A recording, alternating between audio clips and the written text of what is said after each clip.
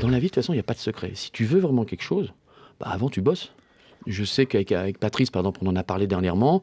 Moi, j'étais avec Yannick. On partait au mois de mars, fin mars, début avril, devant à Jean-Paul. On allait du côté de Valbonne, les Pierres Rouges. On prenait un petit club et on se bouffait de la terre battue, mais de 6 heures par jour après avoir... Mais c'est important de le dire Après aussi un entraînement physique, après aussi des soins.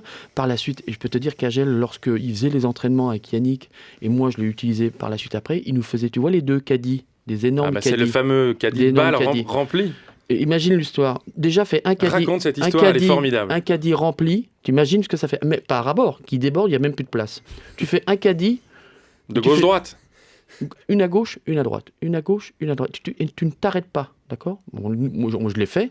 Yannick en a fait 2. Ouais, et c'est à ce moment-là où il avait dit à Patrice, je crois que je suis prêt. Et sans s'arrêter. Et je peux dire, Patrice peut lui dire, il y a toujours eu l'effort de volonté. Je me souviens toujours, quand je me suis préparé avec Patrice, une fois, on était à Sofia, et j'avais pris un petit peu de poids, et il me fait, bon, on y va là. T'es prêt, Henri ? D'accord. Donc on faisait 6 heures de tennis, et tu sais où ? Sous la bulle.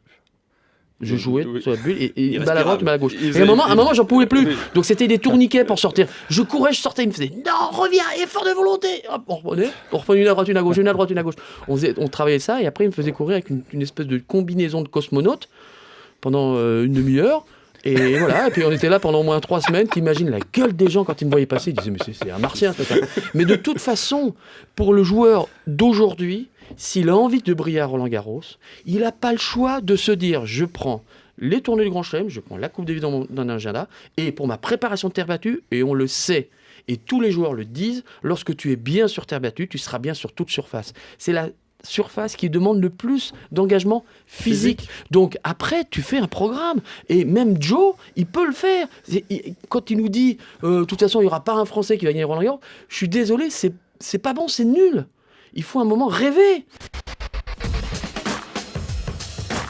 Radio Tennis Play.